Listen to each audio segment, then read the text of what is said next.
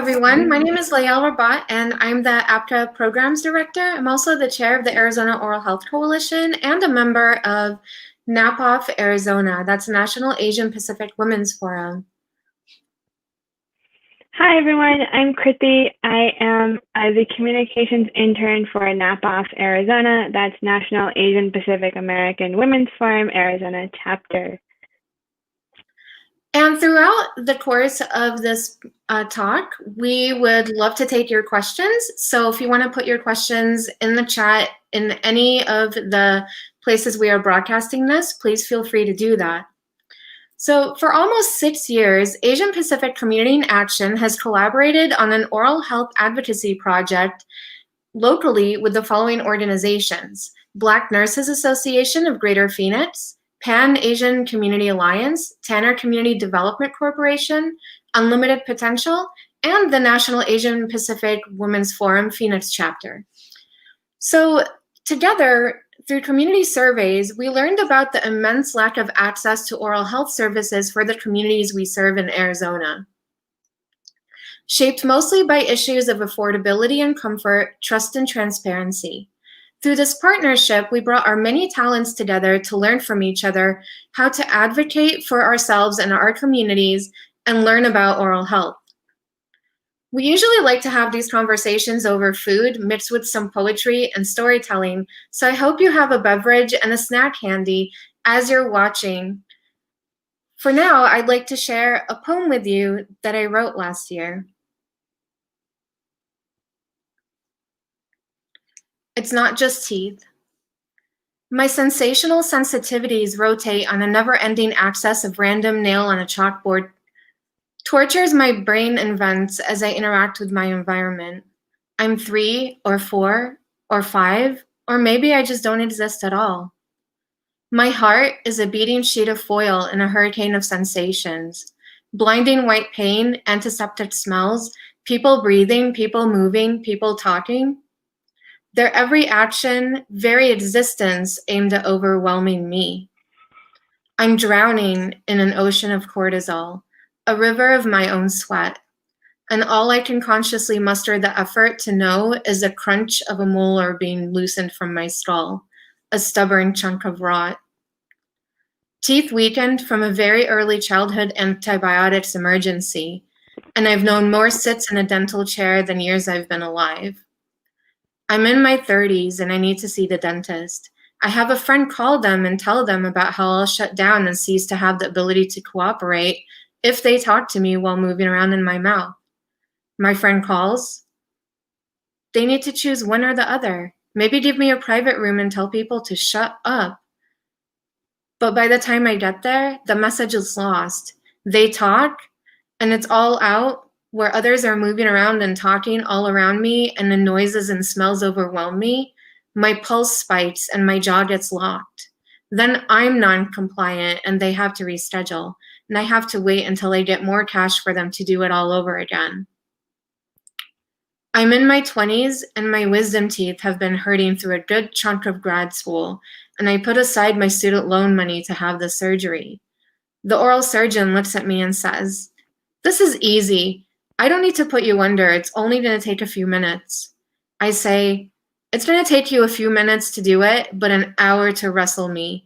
Please take the extra money and do it while I'm sleeping." Oral health is a part of overall health, and the more that we learn about the connection of oral health to the body, the more we started to realize the connection of oral health to reproductive justice. So I'm going to hand this over to Kriti to have her talk about her wonderful contribution to this project this year. Thank you, Layal, for sharing that really powerful poem. So yes, we have been working on over this past summer, a advocacy project involving the creation of a toolkit on the intersections of oral health and reproductive justice. The purpose of this toolkit is to raise awareness and educate people about the intersections of oral and reproductive justice, as well as inform healthcare providers and those who train them to look at oral health from a reproductive justice lens. So with the toolkit, we've been making graphics and educational tools for community members to be informed about how their own oral health is connected to their reproductive health. And that, of course, like I was saying, that healthcare providers should be trained, but patients should also be well informed. And it's really important to know how to advocate for yourself when you go to see the doctor or the dentist. So ensuring that healthcare providers are informed of the gaps in their training, and those who train future healthcare providers can, so that training can be enhanced, is really important, because as Lael was saying, like, oral health is central to a person's overall health. And if we don't focus on someone's oral health, then the rest of their health can suffer. So Krithi, can you tell us a little bit more about the connection of reproductive justice to oral health? Yeah, sure. So I just want to start off with connecting cortisol, the hormone that Lael was speaking about in her poem. It's a hormone that helps your body regulate stress, and can be, if cortisol levels are increased in someone's body, that can be a sign of trauma and anxiety. So it's really important that when a dentist is looking at someone's mouth, that they take a trauma-informed approach to care, so that they can recognize signs of trauma or anxiety in somebody's, stress in somebody's life. And actually, increased levels of cortisol, as if you are someone who sees your period, can actually cause hormone imbalance and can cause your period to stop, which can be really harmful to you. And then, of course, if for people who are, I know a lot of people actually who are prescribed birth control pills. It's really common, especially for folks with uteri. And having access to birth control, as we know, is a really important part of being able to make decisions about your body. And so what happens is hormonal birth control can cause your gums to swell up. And that's a side effect that, at least from talking to people that I know, they were not informed of that side effect. And I think, if anyone is going to be prescribed birth control, it's important that healthcare providers inform them of all of the impacts of the medication. And then, of course, I myself have never been pregnant, but for folks who have or are currently, well that your hormones change a lot during your pregnancy, and it can be a rough 9 months.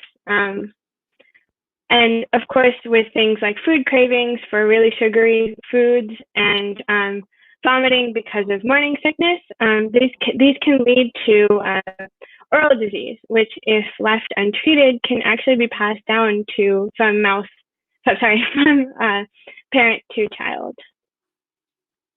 And of course, everyone who chooses to give birth and can give birth to a child, we all strive to give birth to a healthy baby. And periodontal disease is a really common oral infection that people get as a result of a difficult pregnancy.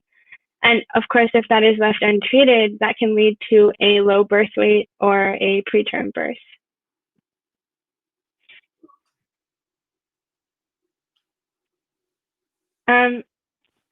To get on a little bit more of the, I guess one would call, policy implications of these things. So cost, it's really expensive to go to the dentist, right? And dental insurance is very expensive. And it's actually one of the really big reasons why why adults actually don't go to the dentist. And the Arizona Medicaid program Access does not include dental care under pregnancy-related services. So people who already struggle with healthcare access cannot seek oral health care if and when they're pregnant, because the Medicaid law, the national law, for Medicaid, which is healthcare that which is the government healthcare that's provided to low-income folks, leaves oral healthcare as a state option and not as a required service. Which means that states can decide whether or not they would like to cover dental care or not.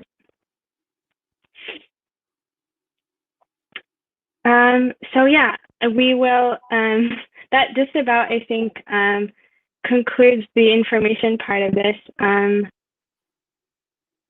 We have one question here.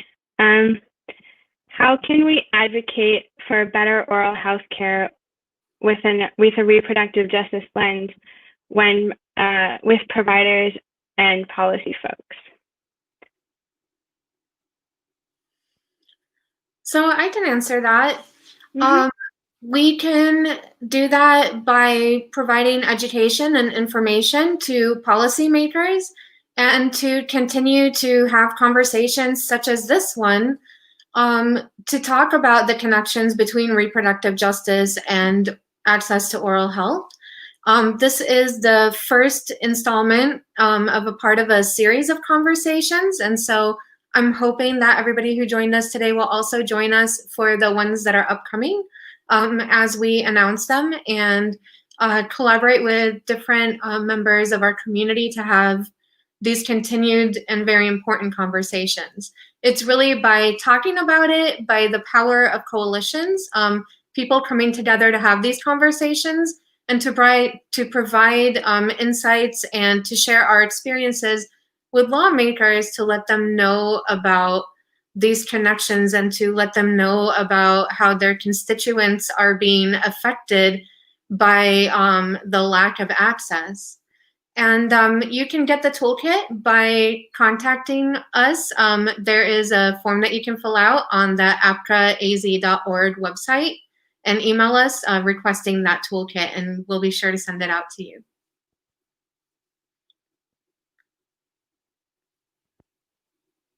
So thank you, everybody, for joining us today, and we hope to see you next time. Thank you.